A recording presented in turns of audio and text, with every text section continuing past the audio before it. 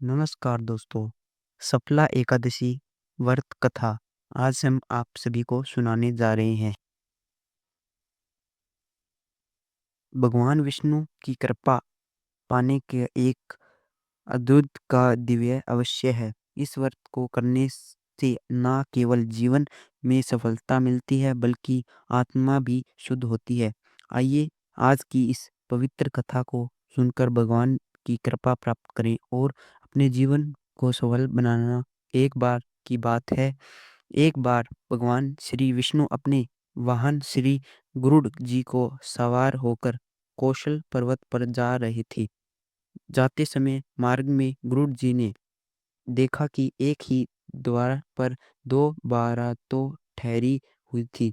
यह बात उनकी समझ में नहीं आई। बस फिर क्या था, पूछ बैठे श्री हरि से कि प्रभु, यह कैसी अनोखी बात है कि विवाह के लिए एक कन्या और दो बारातों में मेरे तो समझ में बिल्कुल नहीं आ रहा है। गरुड़ जी का प्रश्न सुनकर भगवान हरि बोले कि हाँ, एक ही कन्या से विवाह करने के लिए इस समय दो अलग अलग जगह से बारातें आई है। एक बारात पिता द्वारा पसंद की गई है, लड़के की है, और दूसरी माँ द्वारा पसंद की गई है, लड़की की है।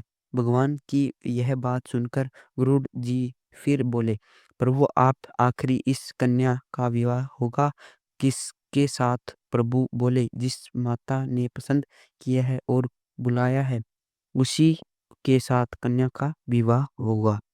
अब भगवान की यह बात सुनकर क्रूर जी मौन हो गए और भगवान को केसल पर्वत की पहुंचाने के कहते वंश की जगह पर फिर से आ गए, जहां वह दोनों बारात ठहरी हुई थी। क्रूर जी ने मन में सोचा कि अगर मैं मैं माँ द्वारा पसंद किए गए वर को यहाँ से हटा दूं तो भला यह विवाह संभव हो। फिर क्या था, उन्होंने भगवान के विधान को देखने के जिज्ञासा के लिए तुरंत ही उस वर को वहां से उठाया और ले जाकर समुद्र के एक टापू पर छोड़ दिया। ऐसे करने के बाद भी गरुड़ जी थोड़ी देर के लिए भी रुके नहीं थे, बल्कि अब तो उनका मन में एक नया विचार दौड़ने लगा कि मैंने तो इस लड़के को यहाँ उठा लाया हूँ, किंतु यहाँ तो इस नीरज टापू के उसके खाने पीने की कोई व्यवस्था ही नहीं है, और इससे मैं इस सुनसान निर्ज टापू पर तो यहाँ लड़का भूखे के मारे जाग और वहाँ पर सारी बारात मजे से पांच भोग का आनंद ले रही होगी। यह बात तो बिल्कुल ठीक नहीं है। इस पाप तो मुझे अवश्य लगेगा, इसलिए अब तो मुझे इसके लिए भी खाने का कुछ ना कुछ इंतजाम करना होगा। और यदि विद्या का विधान मुझे देखना ही है तो थोड़ा परिश्रम तो मुझे भी करना पड़ेगा। ऐसे मन में विचार कर गुरु जी ने वापस उसी स्थान पर फिर से गए। इधर कन्या के घर पर स्थिति यह थी कि वह गायब हो जाने की कन्या की माता को बड़ी निराशा हो रही थी, किंतु वह भी अपनी जल्दी जिद पर अड़ी थी। इसलिए उन्होंने अपनी कन्या को एक बारी टोकर में बिठाकर ऊपर से फल फूल सेव मिष्ठान आदि जाकर रख दिया। जिसका भी भोजन सामग्री ले जाने की लिए वर पक्ष को लेने आए हुए थे, माँ द्वारा उसकी टोकरी का अपना पुत्र को छुपाकर भोजन के लिए पीछे उसकी मांस केवल इतनी थी कि वह पक्ष के लोग कन्या को अपने घर ले जाकर वहां को खोजकर उन दोनों का ब्याह करा देंगे। माँ ने उनका यह भाव किसी तरह होने वाले समधि को भी बता दिया। उसने अलावा उन्होंने इस बात की सूचना किसी को भी नहीं दी, क्योंकि कन्या की माँ नहीं चाहती थी कि पिता द्वारा पसंद की गई वर से उनकी पुत्री का विवाह हो। उसे संयोग की बात तो देखने आग में रखी उसी ठोकरी टोकरी को जिसमें कन्या का माँ ने तरह तरह के फल, मोवे, मिठान आदि की भरकर अपनी कन्या को छुपाकर गुरु जी ने उनके उसे बाहर देख तो उठाया और लेकर उड़ चले। उसी टोकरी को ले जाकर गुरु जी ने उस नीरज टापू पर, जहाँ पहले से ही वहाँ उस वर को उठाकर ले जाकर रख छोड़ा आए थे, वहाँ के सामने ले जाकर रख दिया। इंद्र भूख के मारे व्याकुल हो रहे वह वर ने जैसे ही अपनी सामने खाने पीने का तमाम तरह की चीजें देखी तो वह भूख से व्याकुल हो उठा और एक बाज की तरह उस खाने की विशेषताओं पर चपट। उसने तो टोकरी से जैसे ही खाने के लिए फल, मिठाई आदि निकाले शुरू किया तो क्या देखा कि उसने तो 16 श्रृंगार किया हुआ वही युवती बैठी हुई थी जिससे कि उसका विवाह होने था। अब तो वह देखकर गुरु जी होने रह गए, हैरान रह गए। उन्होंने निरश्य हो गए कि हरि अच्छा, बलवान राम की चोहे सोई ई करे, अन्य उससे नहीं कोई। फिर न शुभ मुहूर्त विचार कर सवे गुरु जी ने उन्हें पूर्वहोती का वृतांत भी निवाय वेद मंत्रों को विधि विधान से विवाह कार्य संपन्न कराया। उन्होंने वह विदु का आशीर्वाद दिया और फिर से उनके घर पहुंच दिया। उसके बाद गुरु जी ने प्रभु के आपस आकर सारा व्रत उसने निवेदन कर दिया और प्रभु पर अपने अधिकार समझकर जो जला कर बोले कि प्रभु, अपने तो बड़ी इच्छा ली कि सारा व्यय कार्य हमसे करवा लिया। भगवान गुरु जी ने बताते कि सुनकर मंद मंद मुस्कुरा रहे थे। बोले, बालक विवाह लाल की जय हो। सुनिए सफला एकादशी व्रत कथा।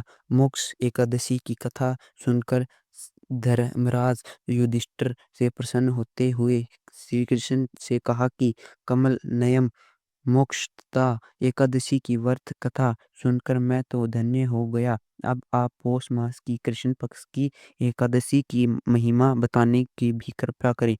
उसे एकादशी का क्या नाम है? उस दिन इसी देवताओं की पूजा होती है और उस व्रत का विधि विधान क्या है?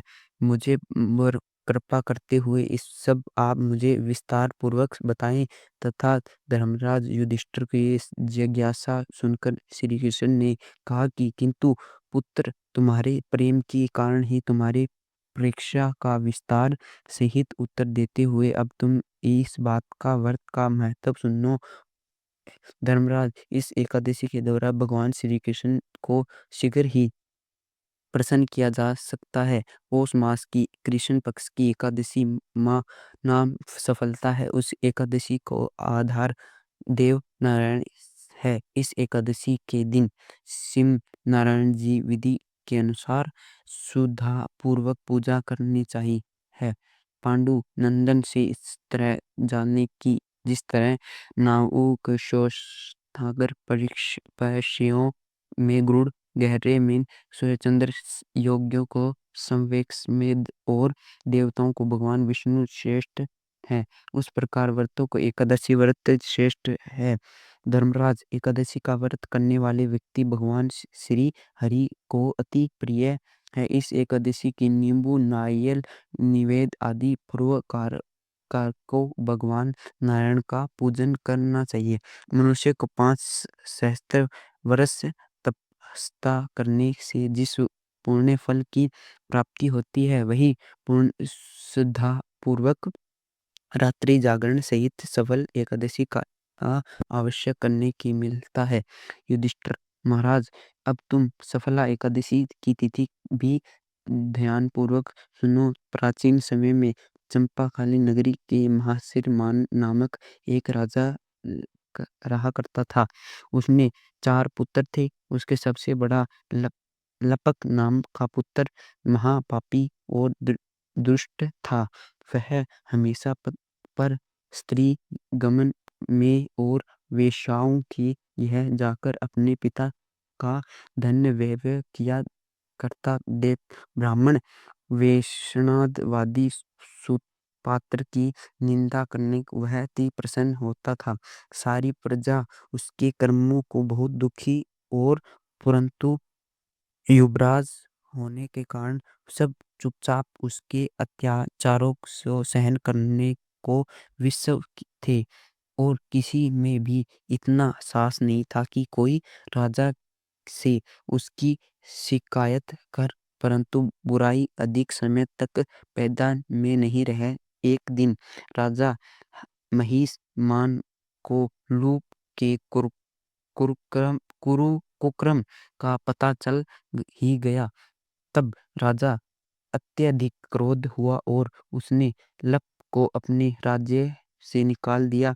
तब द्वारा त्याग ही लप को और सभी ने भी त्याग दिया। अब वह सोचने लगा कि मैं क्या करूं, कहाँ जाऊं।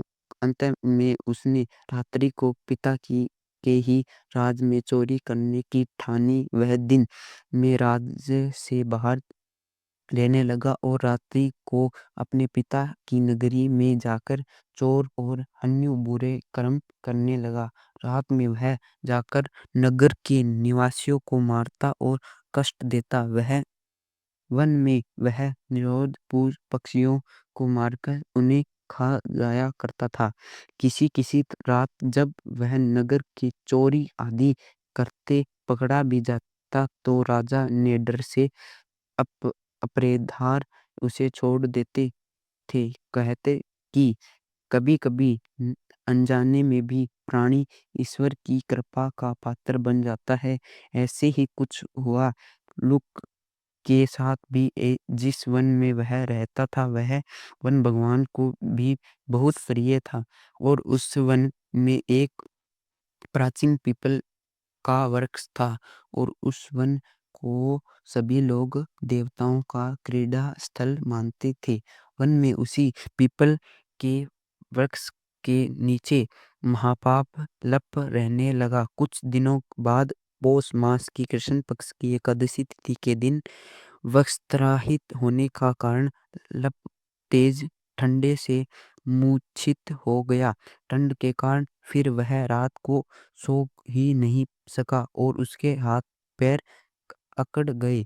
बड़ी मुश्किल से बड़ी कठिन से वह रात बीती, किंतु सूर्य उदय होने पर भी उसकी मूर्छ नहीं टूटी और वह जो का त्यों पड़ा रहा। सफल एकादशी दोपहर तक एक पीपल मुचर ही पड़ा रहा।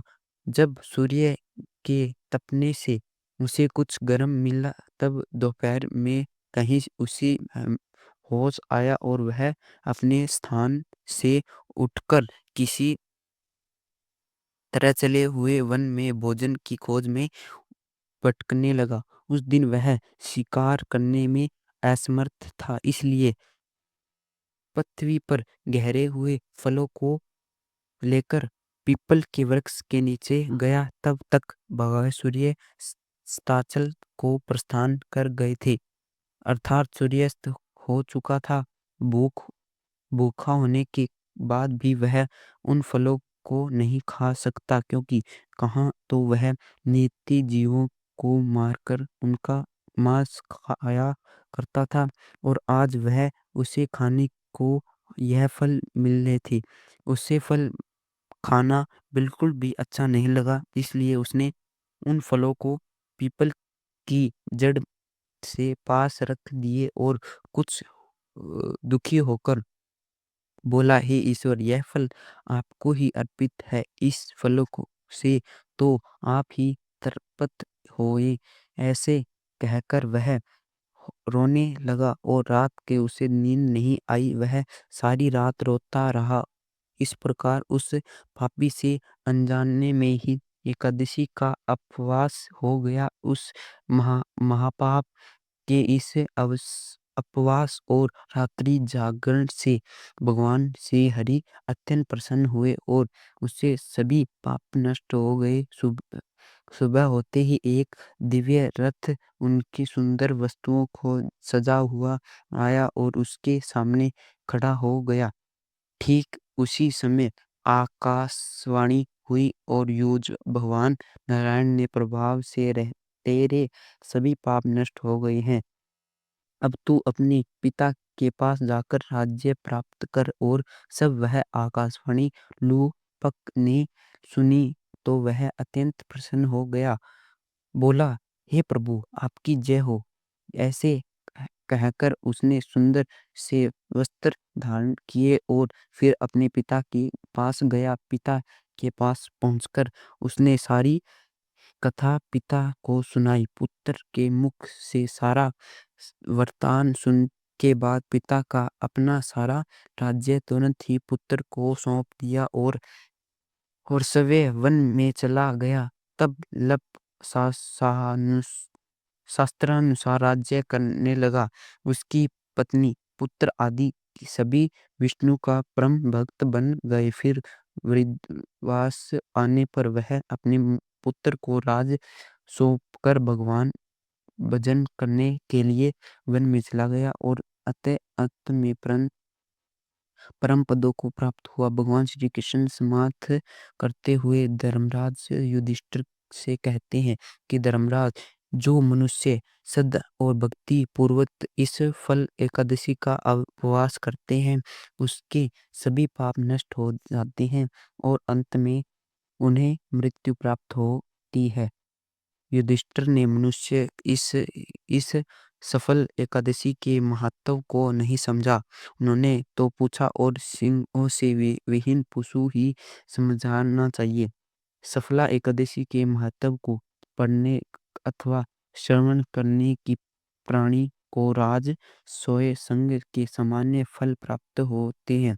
कथा का सारा यह है कि सफला एकादशी की कथा हमें भगवान के अति कृपालु होने का भान कराती है। अगर कोई मनुष्य अज्ञान अवंश में अनजाने में प्रभु का स्मरण कर लेता है तो भी उसे पूर्ण फल प्राप्ति होती है।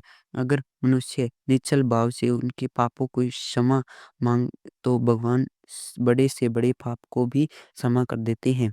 लुक जैसे महापापी भी भगवान श्री हरि की कृपा से ही वैकुंठ के अधिकारी बन। सफला एकादशी व्रत कथा समाप्त। अब सुनी ग्यारस माता की कथा एक बार।